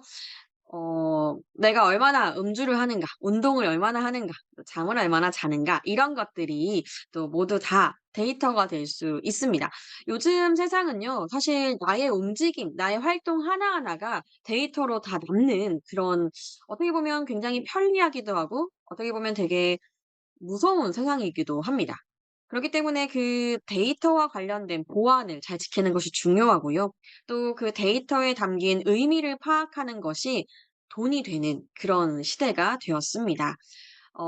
정말로 데이터라는 게 어렵고 멀고 이런 개념이 아니라 일상생활에서 나도 모르는 사이에 계속해서 만들어내고 있는 그것에 대해서 우리가 좀 더 연구하고 그 다음을 또 준비할 수 있는 귀한 자료로서 사용하는 것이 바로 이 데이터 과학인데요. 이 데이터 과학이라는 것을 학생들도 좀 재미있게 살펴볼 수 있게 만든 단원이 바로 데이터 과학 프로젝트입니다. 데이터 과학 프로젝트는 선생님들께서 한 번쯤 경험해 보셨을 그런 내용인데요. 데이터 그 자체로 의미 있는 결론을 찾고 그 의미 있는 결론 내리는 프로젝트를 말합니다. 사실 데이터 과학 프로젝트 단계는 3 단계로 표현하기에는 조금 어 많이 이렇게 단순화된 추상화된 표현이에요. 1 단계 문제 정의, 2 단계 데이터 준비와 분석, 3 단계 데이터 모델링과 평가로 크게 나누어 봤는데요. 일단 이렇게 단계를 3 단계로 나눈 배경에는 저희 교육 과정의 내용이 더 세분하게 적혀 있기도 하고 요걸 좀 파트별로 구분해 가지고 묶을 수 있는 것들을 묶어서 최대한 학생들도 쉽게 이해할 수 있도록 한 것으로 이 3 단계를 만들어 봤습니다. 근데 여기에서 저는 그런 생각이 들더라고요. 프로젝트라는 말은 사실 정보 과목의 수업에서도 등장합니다. 정보과학 프로젝트? 왠지 '난 해 봤을 것 같은데?' 싶은 생각이 드실 거고 여기에 정보과학이 아니라 인공지능이 붙을 수도 있는데요. 여기에 이제는 데이터 과학까지 붙는다니 여기에 대해서 쪼끔 구분을 해볼 필요가 있겠더라고요. 왜냐하면 이 각각의 프로젝트의 타이틀이 달라지는 것은 우리가 무엇을 다루고 무엇을 목적으로 하는가와 연관이 되거든요. 먼저 정보과학 프로젝트를 하면 우리가 정보과학을 전공하고 있잖아요. 정보 컴퓨터를 전공하고 있잖아요. 그렇기 때문에 정보 교과서의 영역을 생각하시면 가장 쉽습니다. 네트워크, 데이터베이스, 프로그래밍, 피지컬 컴퓨팅까지 모든 것을 다 포함한 그러한 프로젝트라고 보시면 됩니다. 여기에서는 이제 정보를 수집, 저장, 분석, 활용하는 전반적인 정보 처리 시스템 개발과 관련되어 있다라고 보시면 될 것 같고요. 그렇기 때문에 데이터를 활용하는 것은 정보를 구조화하는 것을 포함하여서 효율적인 관리를 하는 것까지를 아우르는 그러한 프로젝트를 정보과학 프로젝트라고 규명할 수 있을 것 같습니다. 물론 거기에서 포인트가 무엇이 되냐에 따라서 좀 더 세분화된 분야에 대해서 얘기할 수 있을 것 같은데요. 여기에서는 이제 데이터의 활용 방법과 목적을 중심으로 한번 구분해 보려고 합니다. 그래서 예시를 들자면 학교 도서 관리 시스템, 웹 기반 학생 성적 관리 프로그램 같은 것들을 예로 들 수 있을 것 같습니다. 또 데이터를 시각화하는 대시보드 개발 같은 것들은 데이터를 저장하고 또 분석하고 활용하는 것과 또 사람들이 어떤 서비스를 이용하게 만드는 것과 관련이 되기 때문에 정보과학 프로젝트로 분류해 볼 수 있습니다. 여기에서 인공지능 프로젝트라고 조금 더 분야를 좁혀 보면요. 일단 인공지능 기술을 활용하는 것에 핵심이 있습니다. 사람처럼 판단, 예측, 인식할 수 있는 지능적 시스템을 개발한다는 것이 목적이고요. 주요한 기술은 우리 인공지능이라는 타이틀이 담긴 과목을 생각하시면 되는데요. 머신러닝, 딥러닝, 컴퓨터 비전 같은 기술들을 활용하는 프로젝트를 일컫습니다. 그렇기 때문에 이 프로젝트, 인공지능 프로젝트에서는 데이터를 활용하는 측면이 이 인공지능을 학습시키는 데 있습니다. 그래서 모델 학습을 위해서 데이터를 수집, 전처리하고 학습, 평가 후에 예측을 수행하는 그런 포인트를 가지고 있는데요. 그렇기 때문에 여기에서 우리가 좀 구분해서 기억해야 할 것은 이 인공지능 프로젝트는 이 기계가 스스로 무언가를 예측하거나 분류하거나 하는 활동으로 판단하도록 만드는 프로젝트를 말합니다. 예를 들어 이제 얼굴 인식 출석 시스템, 뉴스 기사의 감정 분석 인공지능, 게임에서 자율적으로 학습하는 에이전트 등을 들 수 있습니다. 그러면 과연 데이터 과학 프로젝트는 어떤 범위를 갖냐 보면요. 데이터 분석을 통한 인사이트 도출, 의사결정 지원이 핵심입니다. 그러니까 데이터를 학습시키고 그 학습시킨 인공지능으로 무언가를 예측한다. 이러한 측면, 그리고 이 프로그램 그 자체가 실시간으로 무언가를 처리하면서 그 인공지능의 판단을 자동화한다라는 것 자체가 인공지능 프로젝트라면 데이터 과학은 데이터가 주인공인 거예요. 그래서 데이터를 분석하는 그 자체만으로도 이 데이터 과학 프로젝트로 충분합니다. 그런데 주요한 기술을 보게 되면 단순히 데이터를 수치적으로 다루는 통계뿐만 아니라 머신러닝이라는 포인트가 들어가고요. 또 데이터 처리, 시각화 도구 등을 이제 주요 기술로 삼을 수 있습니다. 여기에서 대량의 데이터를 탐색하고 의미 있는 패턴이나 예측 모델을 생성한다라는 측면에서 데이터를 쓰는데요. 여기에서 이제 데이터 그 자체를 분석하고 데이터 안에 있는 의미를 찾아내는 것 그 자체를 데이터 과학 프로젝트로 볼 수 있고요. 여기에서 어떤 예측을 한다라는 것 자체가 이제 머신러닝이 사용될 수 있는 배경이 되는데요. 예를 들어서 고객의 구매 패턴을 분석한다던가 교통사고 발생 확률을 예측한다던가 설문조사 데이터를 시각화한다던가 이런 식으로 데이터가 주인공이 되어서 데이터에 숨겨진 의미를 찾고 그 안에서의 통찰을 찾아내는 것이 이 데이터 과학 프로젝트의 핵심입니다. 그러다 보면 어떠한 도구를 사용해서 시각화를 할 건지 어떠한 방법으로 시각화를 할 건지도 굉장히 중요하겠죠. 그럼에도 사실 이 같은 데이터로 세 가지 프로젝트의 접근 방법이 좀 다르게 느껴질 수 있을 것 같아서요. 이 프로젝트 비교하는 슬라이드를 하나 준비해 봤습니다. 예를 들어서 온라인 쇼핑몰 고객의 구매 기록이 있다라고 보겠습니다. 예를 들어서 고객 아이디, 상품 아이디, 카테고리, 가격, 구매일, 리뷰 점수 등이 이제 있는 데이터라고 봤을 때 정보과학 프로젝트에서는 이러한 데이터를 하나의 이제 데이터 베이스로 만들어 가지고 웹 인터페이스로 주문 내역을 조회한다거나 관리 기능을 구현한다든가 이런 식의 프로젝트, 그러니까 산출물을 생각해 볼 수 있을 것 같고요. 인공지능 프로젝트는 고객 구매 기록으로 추천 시스템을 모델 학습시킬 수 있겠죠. 그래서 고객별로 상품을 맞춤 추천해 준다든지 고객이 다음에 어떤 상품을 구매할지 예측한다든지를 해볼 수 있을 것이고 이러한 출력을 인공지능이 하도록 만드는 거죠. 네. 데이터 과학 프로젝트의 예시로 같은 데이터를 쓴다고 한다면 구매 데이터 그 자체를 분석하는 것이 의미가 있는 겁니다. 그래서 통계를 분석한다던가 아니면 시각화를 해본다던가 아니면 고객의 이탈 가능성을 예측해 보는데요. 여기에서는 이제 머신러닝 모델로 분석 고객 이탈 가능성을 예측하는 것 자체를 분석 도구로서만 간단하게 사용하고 끝나는 겁니다. 그렇기 때문에 이 데이터 과학 프로젝트에서의 머신러닝은 인공지능 프로젝트에서 머신러닝보다 조금 더 단순한 그런 과정을 가지고 있다라는 것입니다. 여기에서 조금 더 강조드리고 싶은 것은 통계 분석이나 시각화 그 자체도 데이터 과학 프로젝트의 하나의 한 출물로 볼 수 있다라는 거예요. 그래서 안내드릴 데이터 과학 프로젝트는 이제 모델링과 평가를 포함하고 있지만 선생님들께서 수업을 하시는 과정에서 이 데이터 과학 프로젝트를 바로 적용하는 게 좀 어렵다 하시는 분들은 데이터 그 자체를 분석하는 활동을 여러 방법으로 해보시는 것도 좋은 방법이 될 것 같습니다. 이렇게 프로젝트에 대한 타이틀을 좀 다르게 두어서 비교를 해 봤는데요. 선생님들께서 데이터 과학이라는 학문을 조금 더 어렵지 않게 '아 요 정도 범위에서 접근해 보면 괜찮겠구나.'라는 감을 잡을 수 있도록 한번 내용을 이어가 보도록 하겠습니다. 보시는 화면은 데이터 과학 프로젝트의 내용 체계입니다. 이미 여러 번 보셨을 것이고 지금 이 내용 체계에 기반한 성취 기준도 확인하셨을 거예요. 그래서 데이터 기반 문제 해결을 하는 것이 핵심이고 이제껏 배운 단원의 내용들을 포함하여서 학생들이 직접 수행을 해 본다라는 것이 핵심입니다. 그리고 여기에 지금 담겨져 있지 않지만 성취 기준을 보시면 인제 분야별 데이터 과학의 적용 사례를 조사하고 분석한다라는 측면이 있습니다. 그것들은 인제 이렇게 데이터 과학의 주제를 학생들이 어떤 것으로 삼으면 될지 이해한다라는 것과 관련이 되겠죠.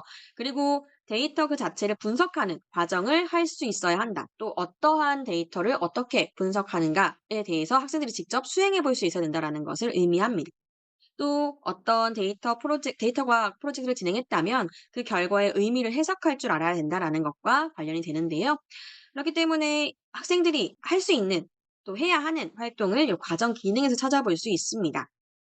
기계학습 방법으로 분석하기나 결과를 활용하는 방법 탐색하기라는 측면은 인제 같은 데이터라 하더라도 다른 모델을 써볼 수 있고요.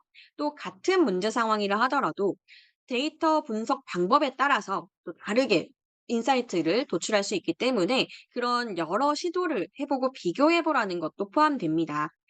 저는 사실 이 프로젝트 단원에서 프로젝트 영역에서 중요하게 여기는 것은 요 가치 태도라고 봅니다. 사실 프로젝트라고 한다면 학생들도 선생님들도 어느 정도 부담을 가질 수밖에 없는 환경입니다.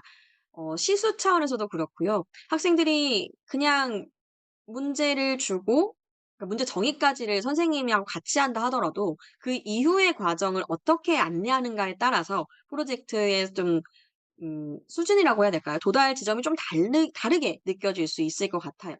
또 데이터 과학 프로젝트라고 했을 때 하나의 팀을 이뤄서 진행하는 과정에서 학생들마다 수준 차이가 분명히 존재할 거고요.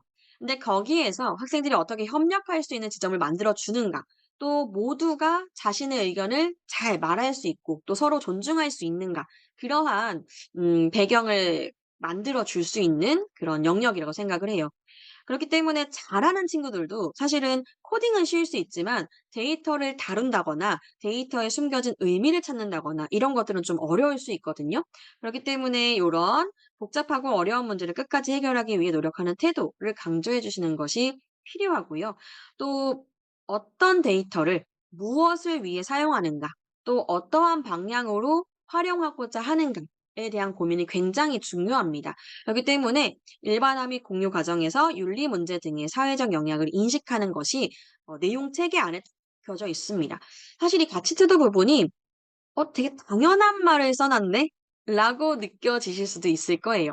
물론 저도 비슷한 느낌을 받기도 했어요. 왜냐하면 다른 영역 같은 경우에는 이 가치 태도 부분도 평가 기준을 삼기가 굉장히 그래도 명확한 기준을 삼을 수 있거든요. 근데 요것들은 사실 요 가치 태도 범주 안에서 내용 요소를 평가하기가 쉽지는 않습니다. 그렇기 때문에 그런 자기 평가 또는 동료 평가, 교사 평가가 종합적으로 이루어져야 되는 부분이기도 합니다. 거기에 대해서 제가 뒤쪽에 또 언급을 했으니까 참고하실 수 있는 자료를 끝까지 들으시면 얻으실 수 있을 것 같아요. 일단 시마스 교과서에서는 이것을 두 개의 소단원으로 나눠 놨는데요. 데이터 과학과 문제 해결, 그리고 데이터 과학 프로젝트 실제로 나누었습니다. 데이터 과학과 문제 해결 단원에서는 이 데이터 과학 프로젝트가 무엇인지 그 단계를 좀 이해할 수 있도록 하였고요. 또 학생들이 데이터 과학의 적용 사례를 조사하고 분석하는 것을 할 수 있어야 합니다. 그렇기 때문에 여러 주제를 좀 제시함으로써 학생들이 쉽게 사례를 확인하고 또 다른 사례를 알아볼 수 있도록 좀 유도하였고요. 데이터 과학 프로젝트 실제는 이제 공공 데이터나 이제 민간 데이터를 활용해서 데이터 과학 프로젝트를 따라할 수 있게끔 만들어 두었습니다. 데이터 과학으로 일상생활의 문제를 바라본다라는 것의 예시로 다음과 같은 상황을 들어봤는데요.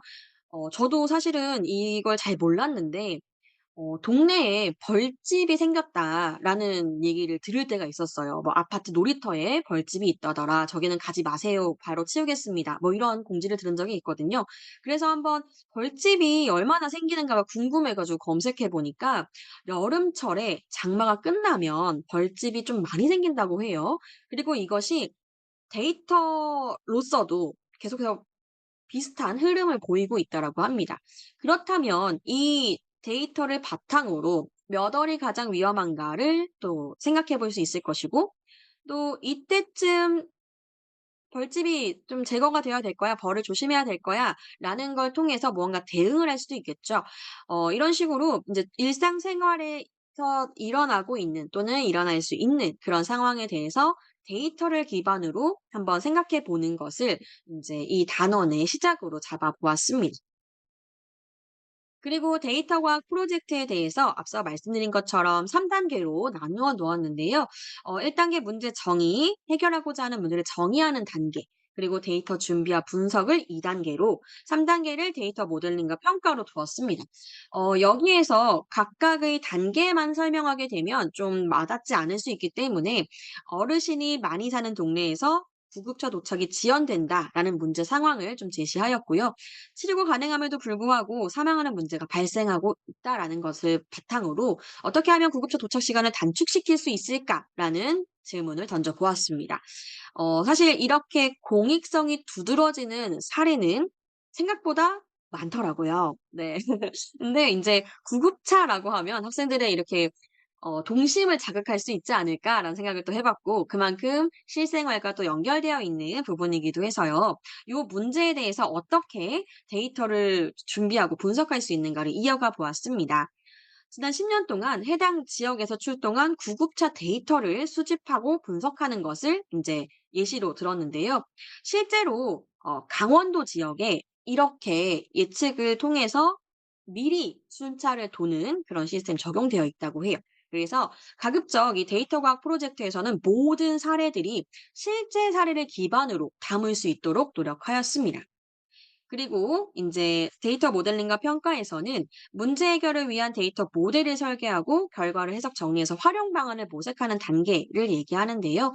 이 10 년간의 구급차 출동 데이터만으로는 인제 '미래 상황 예측에 한계가 있다.'라는 인제 모델링에 대한 평가를 함께 하는 것을 포함하였습니다.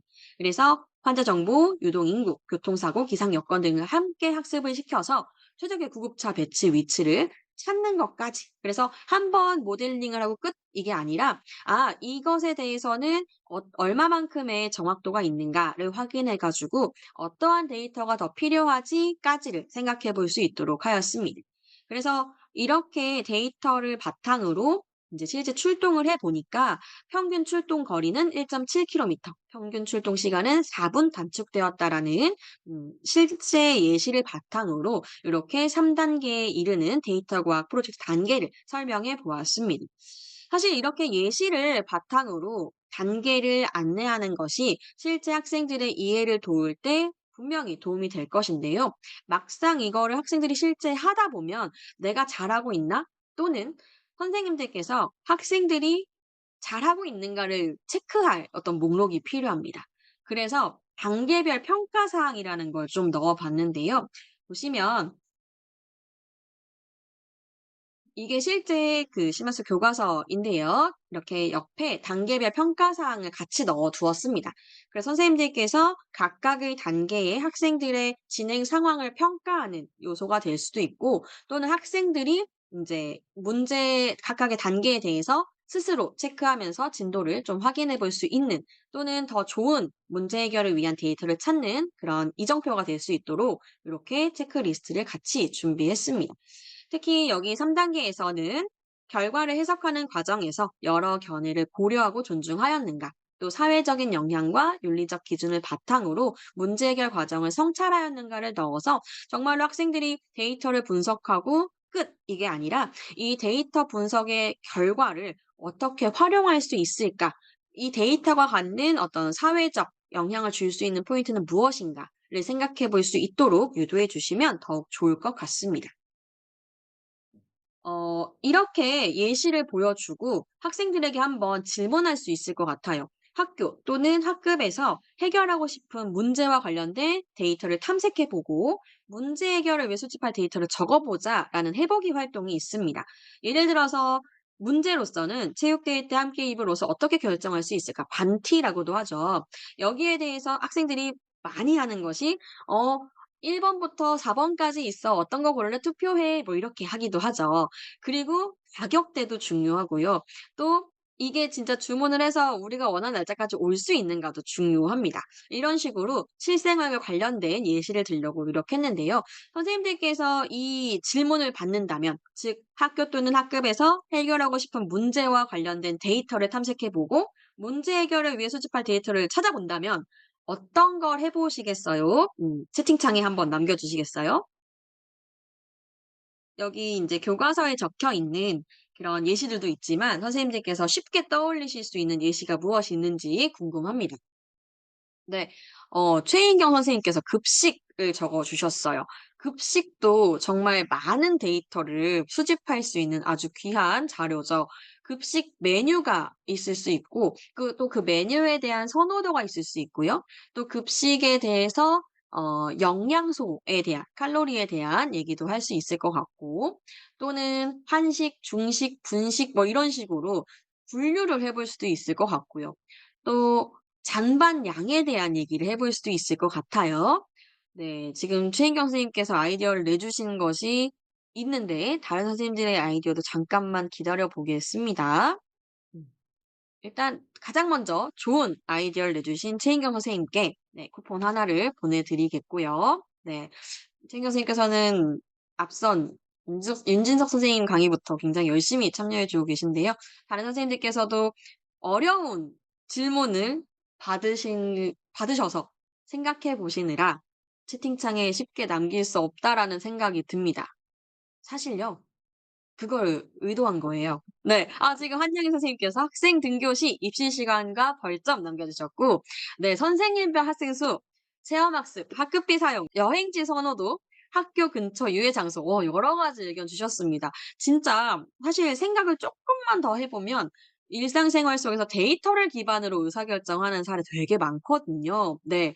많이 올려주신 것처럼 쪼끔 생각해 보면 되는데 그냥 음 어려운 상황인 경우가 많아요. 네 그걸 의도했다라고도 말씀드렸고요. 그렇기 때문에 학생들에게 다양한 예시를 줄 필요가 있습니다. 그래서 실제로 이 데이터 과학 프로젝트의 사례를 조사해 보는 그런 활동을 해 보는 것도 좋고요. 저희는 책에다가 그런 예시를 많이 담으려고 노력했는데요. 말씀해 주셨던 학교 급식에 대한 부분을 인제 '학교 급식 그 남은 음식물을 어떻게 줄일 수 있을까?'라는 문제를 정의해서 학생들에게 좋아하는 급식 메뉴와 싫어하는 급식 메뉴를 조사하자라는 것으로 데이터 준비 분석 단계에 대한 설명을 이어갔습니다. 그리고 식단에 따라 학생들의 선호도를 예측해서 "영양사 선생님께 제안해 보자."라는 이런 어떤 실천으로 움직일 수 있는 결말을 내어 보았는데요. 실제로 이 학교 급식 스타트업이 굉장히 유명해져 가지고 사진을 딱 인제 식판에 대한 사진을 딱 찍으면 자동으로 잔반이 얼마나 남았는지를 인제 양을 측정해 가지고 데이터에 급식 선호도에 대한 데이터를 쫙 내주고 그 데이터를 바탕으로 다시 한번 식단을 추천해 주는 그런 스타트업이 굉장히 인기를 얻고 있더라고요. 실제 사례를 바탕으로 했고요. 또 학생들이 좀 잘 떠올리기 어렵지만 인제 생각해 보면 아이들과 좀 밀접하게 연관성을 가질 수 있는 이제 반려동물에 대한 얘기를 넣어 봤습니다. "반려동물 유기 문제를 해결할 방법이 없을까?"라고 했을 때 이 문제도 데이터로 해결할 수 있어?"라는 생각을 해 봤었어요. 그래서 "유기동물 보호서 누리집의 데이터를 분석해 보자."라고 해 놨는데요. 여기에서 누리집은 이제 홈페이지를 말하는 거죠.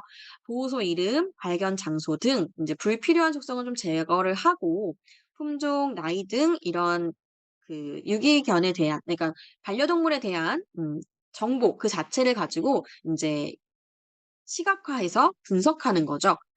그럼으로 인해서 이 반려동물 유기 문제 해결 방법을 모색하는, 여기 이 예시에서는 어 입양에 대한 얘기를 이어갑니다. 그래서 동물 인권에 관한 내용을 생각해 볼 수 있게 했고요. "해양 오염은 인제 선박에서 배출되는 온실가스를 줄일 방법이 없을까?"라고 했습니다. 사실 이 사례에서는 실제 데이터의 규모가 굉장히 컸는데요. 선박의 실제 이동 정보와 해상 환경 정보를 분석하는 쪼끔은 어려운 내용의 데이터를 기반으로 합니다. 다만 이 내용은 인공지능 경진대회 또는 데이터 분석 경진대회의 좋은 사례로 나오는 예시이기도 합니다. 또 공유경제 예시를 들었는데요. "불필요한 소비를 줄일 수 있는 방법은 없을까?"라고 했을 때 인제 대표적인 예시로 저희 플랫폼 이용하는 것이 인제 캐럿 마켓이 있죠. 캐럿 마켓. 네. 네. 그것과 비슷하게 또 냉장고라는 것도 있더라고요. 그래서 여러 가지 공유 경제들이 많이 생겨나고 있는데, 그중에서 인제 학생들에게 쪼끔 더 친근하게 다가올 수 있는 인제 중고 물품에 대한 인제 공유에 대한 얘기를 적어 놓았습니다. 그래서 사람들이 더 이상 사용하지 않는 물건을 온라인에 공유한 글이 많이 있겠죠. 그 글을 분석해서 어떤 글이 인기가 많은가, 그 인기가 많은 글의 특징을 분석한다라는 것으로 어떤 트렌드를 확인해 볼 수도 있을 것이고요. 또는 인제 반응이 좋은 글의 핵심 단어를 분류하는 모듈을 만들어서 인제 적절한 정보가 담긴 글을 쉽게 작성할 수 있도록 예시 문구를 만들어 줄 수도 있을 것입니다.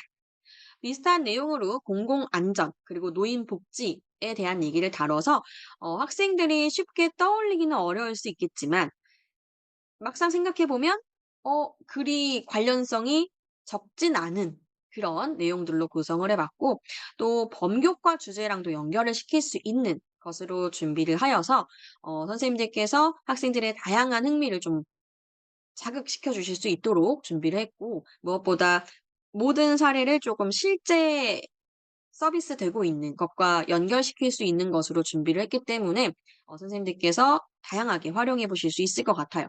그리고 이렇게 데이터 과학 프로젝트 예시를 보여주어도 남들이 해 놓은 건 되게 쉬워 보이거든요.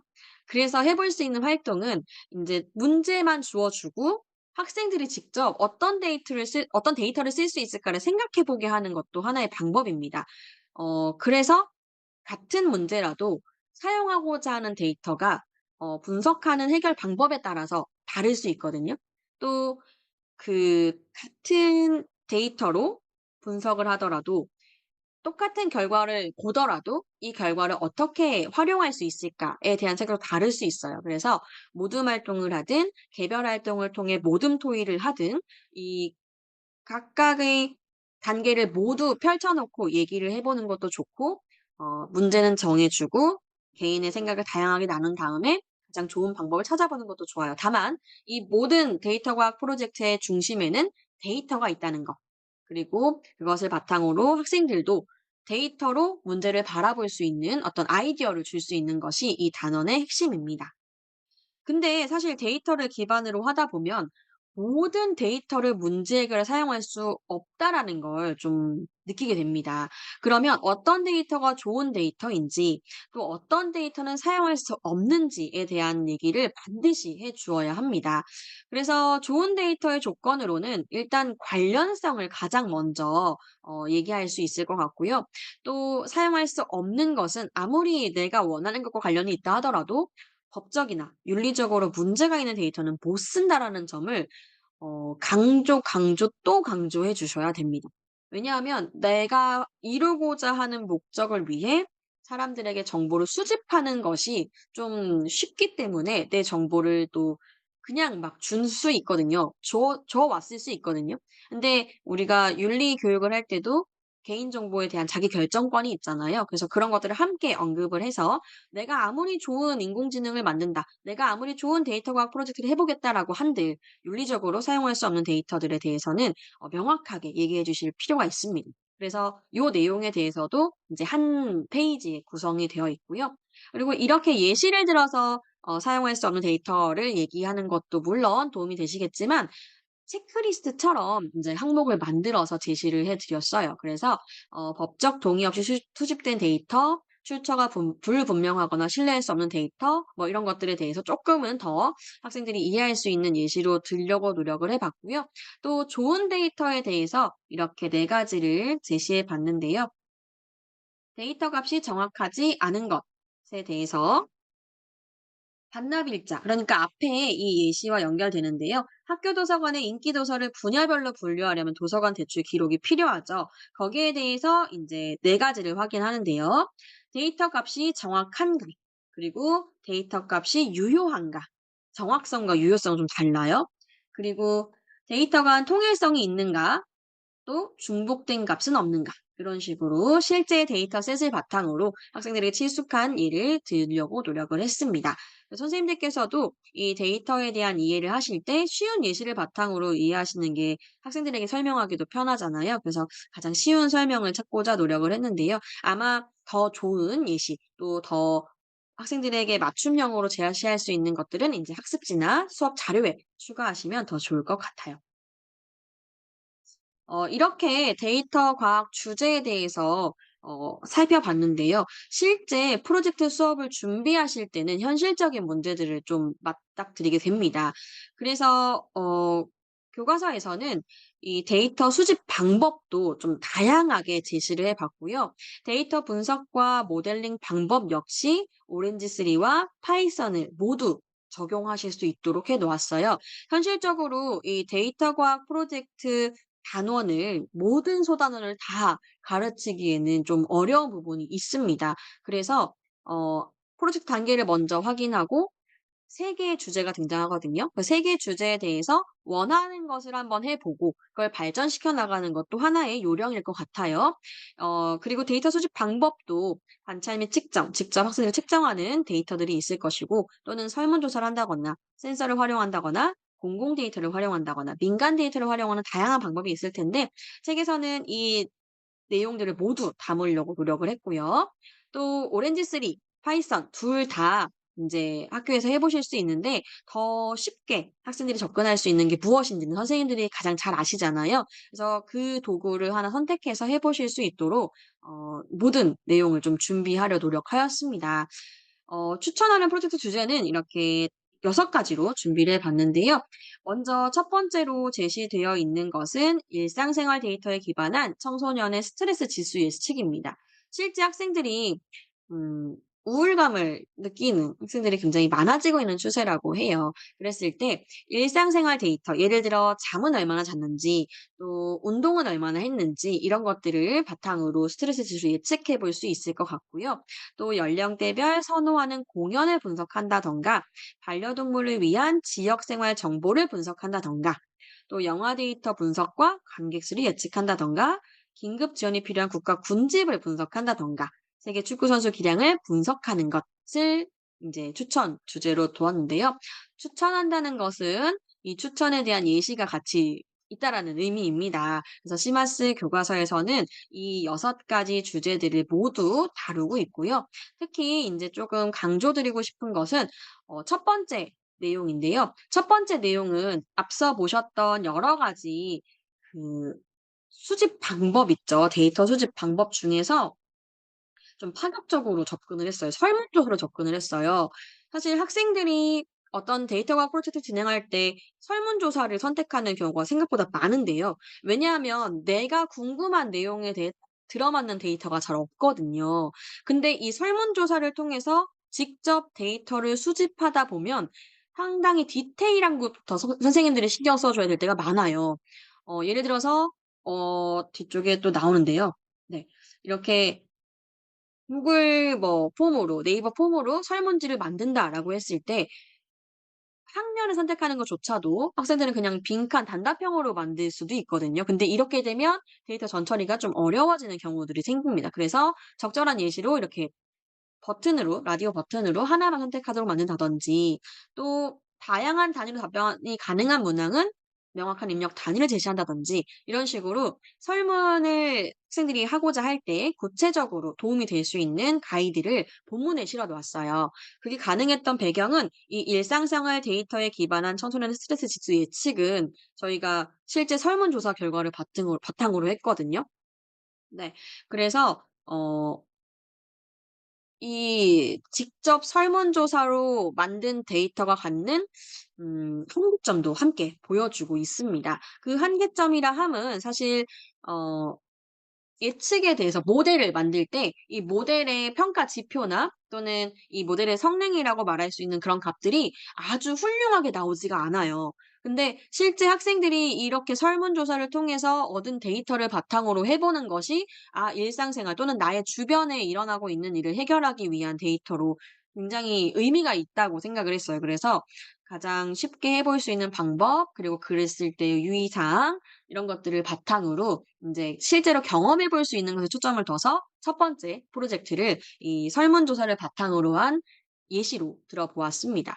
어 너무 좋았던 부분은 제가 실제로 이걸로 수업을 했었거든요. 그랬을 때 '내가 한 설문이 이런 결과를 낳는구나.'라는 걸 볼 수 있었고, 또 수학 교과에서는 이런 설문을 수집한다든가 그걸로 통계 분석을 한다든가 이런 것들을 좀 해 보더라고요. 그래서 그걸 해본 친구들은 이거를 수학적 통계 분석으로는 이렇게 해 봤었는데 이거를 인공지능으로 예측해 본 결과랑 비교해 보니 어떻더라."까지를 확장할 수 있었어요. 그래서 직접 학생들이 데이터를 수집해서 해볼 수 있는 프로젝트를 하나 담았고요. 그리고 인제 더 많은 내용을 해 보고 싶을 때 설문조사 말고 좀 정제된 데이터로 또는 다양한 분야의 데이터를 좀 소개하고 싶잖아요. 주제는 다양하게 소개할 수 있는데 데이터셋을 실제로 구하는 건 좀 쉽지 않습니다. 그래서 이 시마스 책에서는 이렇게 주제를 하나 선택해 가지고 "프로젝트 진행해 보자."라고 하면서 데이터셋을 실제로 좀 제공을 했어요. 물론 공공 데이터를 기반으로 했고 민간 데이터도 포함되어 있긴 한데요. 요 QR 코드를 좀 주고 또는 학생들이 보는 데이터셋에 대한 정보를 미리 파악하고 프로젝트를 설계하실 수 있도록 진행을 준비해 놨습니다. 그리고 이제 모든 구성이나 역할 분담은 참고적으로 사용하실 수 있도록 안내한 것이고요. 이 마지막 성찰 부분에 대한 것을 저는 또 한번 강조를 하고 싶습니다. 이 수행 과정을 평가하는 것이 각각의 과정에서 해야 하는 것들에 대해서 스스로 체크할 수 있는 부분도 되고요. 또 새롭게 알게 된 점을 정리하는 것을 넣어 놨습니다. 예를 들어 똑같은 데이터라도 다른 시각화를 통해 다른 의미를 도출할 수 있었다. 이런 것도 충분히 좋은데요. 이러한 데이터로 이러한 궁금증을 더 갖게 되었다. 이런 답변도 얻을 수 있거든요. 생각보다 학생들이 좀 느끼는 점에 대한 새롭게 알게 된 점의 포인트가 좀 다양하게 나오는 걸 경험하실 수 있을 거예요. 그래서 요 성찰에 대한 부분도 이렇게 되었습니다. 인제 데이터 과학 프로젝트 실제에 해당하는 내용을 좀 설명해 드리고 싶은데요.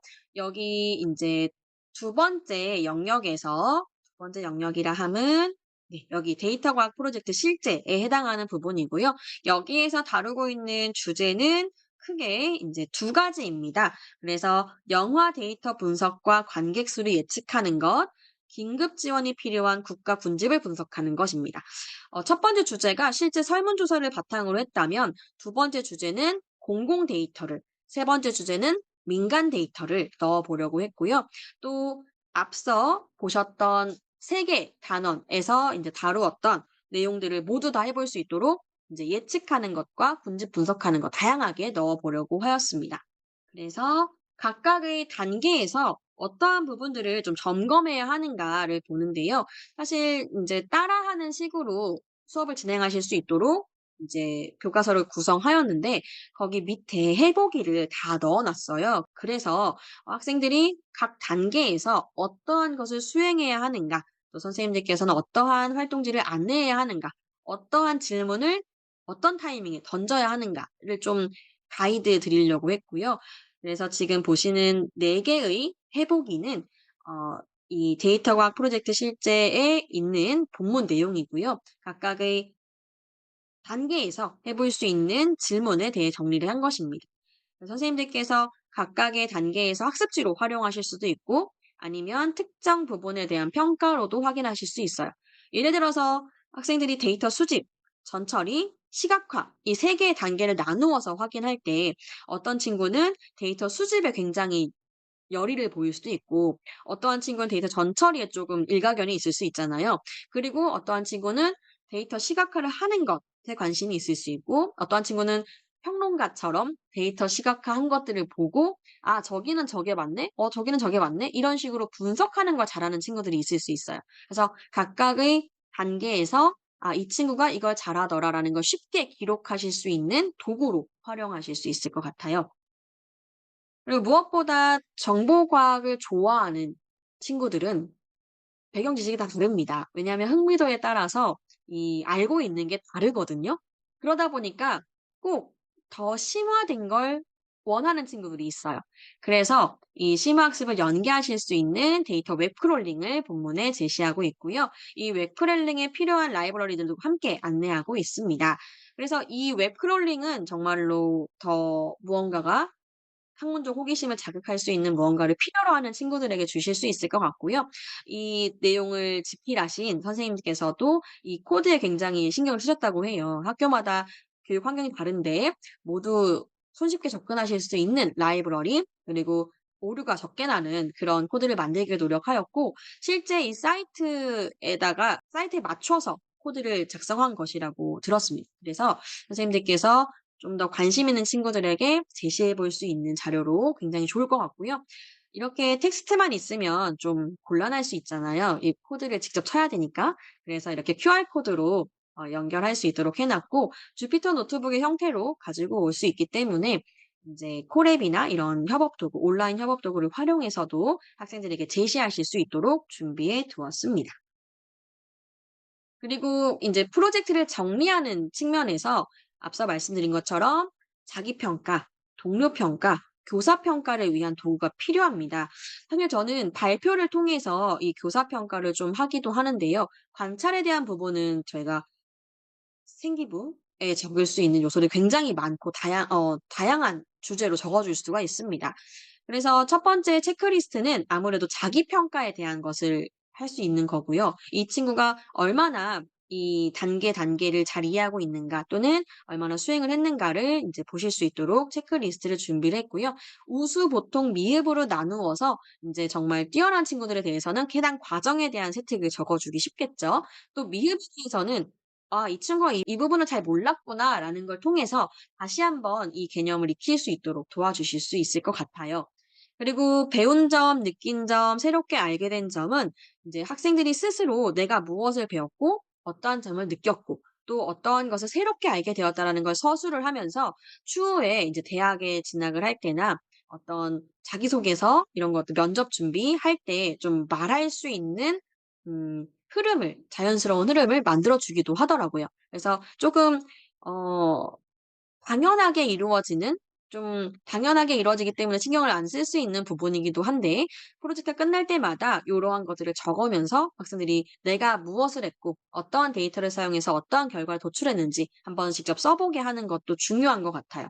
동료 평가에서는 사실 이 배운 점, 느낀 점, 새롭게 알게 된 점에 대해서는 적용할 수 없겠지만 학생들이 배우고 느낀 것에 협업이라는 키워드가 들어갈 수 있어요. 그리고 이 데이터 수집, 전처리, 분석, 모델링 평가는 학생 한 명이 주도적으로 이끌어갈 수는 있겠지만 함께 했을 때 더 그 효과가 커진다는 점을 느낄 수 있도록 좀 도와주시면 좋을 것 같고 저 같은 경우에는 동료 평가에서 인제 학생들이 서로서로에게 영향을 얼마나 긍정적으로 주었는가를 좀 보고 있어요. 그리고 학생들도 평가를 쉽게 할 수 있도록 인제 우수, 보통, 미흡으로 주고 있고요. 실제 점수에 반영할 때는 전체 인원수 중에서 그 친구에 대한 평가를 한 학생의 비율을 따지고 그 평가 중에서 과반수 이상의 인제 보통 이상, 우수나 보통을 받은 학생에 대해서는 감점을 하지 않고 인제 미흡을 받았다거나 그러니까 모두에게 미흡을 받았다거나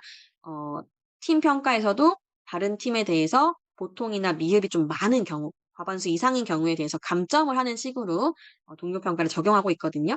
그래서 그런 식으로 이 체크리스트를 또는 서술형 문항을 활용하실 수 있을 것 같습니다. 그리고 교사 평가에서 점수화되기는 어렵지만 뭔가를 인제 이 학생의 생각을 좀 잘 볼 수 있는 부분으로 요 3번 문항을 두고 있는데요. 사실 프로젝트를 따라하다 보면 데이터셋에 대한 고민을 깊게 하지 않고 '이렇게 시각화하니까 이런 정보를 알 수 있네. 이렇게 모델링하니까 이렇게 예측이 되네.' 하고 끝날 수 있습니다. 그거 자체가 의미가 없다는 것이 아니라 똑같은 데이터지만 내가 이 데이터를 통해서 무엇을 더 알고 싶은지 또는 '어떤 다른 분야와 연결을 시킬 수 있을까.'에 대한 고민을 한번 해 보라라는 의도가 담겨 있습니다. 그래서 만약에 인제 책에서는 음 막대 그래프로만 시각화를 했다면 나는 쪼끔 더 뭐 산점도로 표현해 본다든가 아니면 인제 바이올린 모양으로 시각화를 해 본다든가 여러 가지 방법을 통해서 똑같은 데이터라도 다르게 볼 수 있다라는 걸 인제 언급할 수 있도록 생각할 수 있도록 이 질문을 담아 두었습니다. 제가 길게 얘기하고 있는데요. 사실 이 데이터 과학 프로젝트로는 선생님도 그리고 학생도 즐거워야 하는 게 포인트입니다. 그래서 선생님들께서 처음부터 문제 정의부터 학생들에게 맡겨 놓으실 수도 있고 문제는 같이 정의하되 데이터셋을 찾아보라고 하실 수도 있고 아니면 같은 데이터셋까지 가고 나서 여기에 대해서 얼마나 다양한 이야기를 나누는가를 중점을 주실 수도 있을 것 같아요. 시간이 좀 들더라도 하나 정도는 하나의 프로젝트 정도는 같이 한번 해 보시기를 적극적으로 권장합니다. 학생들에 대해서도 잘 이해하실 수 있고요. 또 학생들 역시도 굉장히 성장하는 것을 느끼실 수 있을 거예요. 그래서 이 데이터 과학 프로젝트라는 것을 단순히 배운 것을 총망라해서 정리해 보자라는 것에 그치지 않고 학생들이 스스로 문제를 정의하고 데이터를 통해서 그 문제에 대한 답을 찾아본다라는 게 핵심입니다. 그 과정에서 비판적 사고와 협업 능력을 기를 수 있는 아주 좋은 기회라는 것을 꼭 강조해 주셨으면 좋겠고요. 이 과정에서 성장이 이루어질 뿐만 아니라 굉장히 재미도 찾을 수 있어요. 배움의 즐거움을 찾을 수 있는 아주 좋은 활동이라고 생각합니다. 그래서 어떠한 분석을 해서 어떻게 적용하고 싶다라는 것은 사실 정답이 없잖아요. 물론 바람직한 방향은 있을 수 있지만 그렇기 때문에 학생들이 배우는 즐거움을 느끼도록 돕는 것이 중요하다라고 생각을 해요. 데이터로 세상을 보는 눈을 가질 수 있도록 선생님들께서 조금만 생각을 해 보시면 정말 즐거운 교실 그리고 재미있는 교실 그리고 나의 일상생활과 또는 사회와 맞닿아 있는 데이터를 다루면서 학생들이 진짜로 이 수업 들으면 '아 이 데이터로 이렇게 분석해 볼까?' 라는 걸 할 수만 있으면 사실 굉장히 성공적이라고 생각합니다. 그래서 선생님들께서 쪼금 손이 많이 계시더라도 꼭 이 데이터 과학 프로젝트 해 보셨으면 좋겠습니다. 어 궁금한 점 있으시면 질문 남겨 주시고요. 이 데이터 과학 과목에 관련되어서 좀 더 심화된 연수가 12 월, 1월 중에 또 진행이 된다고 합니다. 그래서 관심 있으신 분들은 그때 또 들어 주시면 좋을 것 같고요. 질문을 남기시면서 이 연수에 관련된 설문조사도 참여해 주시면 좋을 것 같습니다. 네, 질문 한번 받아 보겠습니다. 질문은 네. 제가 데이터 과학 프로젝트 적극적으로 추천드렸는데요. 실제적으로 프로젝트 수업을 진행하실 때 겪는 어려움도 있으실 것 같아서 질문을 잠깐 받아보고요. 만약에 추후에 어떤 궁금증이 있으시다면 네, 요 주소로 이메일 주소로 네, 보내셔도 좋습니다. 프로젝트 총 차시는 얼마 정도 예상하는가? 사실 어느 정도까지 교사가 제시하는가에 따라 다를 수 있을 것 같은데요. 저는 좀 6 차시 정도를 기준으로 하고 있습니다. 그래서 첫째 시간에 인제 모든 구성하는 건 미리 하고요. 첫째 시간에는 인제 문제를 정의하는 것 그리고 어떤 식으로 기능을 설정할 것인가에 대한 얘기를 1 차시에 좀 나누는 편이고요. 2 차시 데이터 수집을 하는데 데이터 수집에 대해서 얼마 정도의 가이드를 주는가에 따라서 학생들이 투자하는 시간이 굉장히 달라지더라고요. 네. 그래서 데이터를 수집하고 전처리하는 거 한 차시 정도 시간을 주고요. 메인으로 코딩하는 시간은 이제 3-4 차시에 주게 됩니다. 그리고 5 차시에 결과 분석과 인제 적용에 대해서 정리를 하고 발표 자료까지 만들 수 있도록 안내를 합니다. 6 차시에는 발표를 합니다. 그래서 발표하고 평가하는 것으로 6 차시를 잡습니다. 인원수는 3 명, 4 명도 괜찮을 것 같고 2 명, 3 명도 괜찮은 것 같더라고요. 네. 또 질문 있으실까요? 네. 제가 처음 연수를 시작할 때 참가자 수와 끝날 때 참가자 수가 오히려 좀 늘었습니다. 너무 늦게까지 많은 관심 보내주셔서 감사드리고요. 저희가 많은 지필진 분들이 이 데이터과 교과서에 애정을 담은 만큼 선생님들께서 준비하시는 모든 수업에 힘이 되었으면 좋겠습니다. 네. 오늘 연수는 여기서 마치도록 하겠습니다. 감사합니다.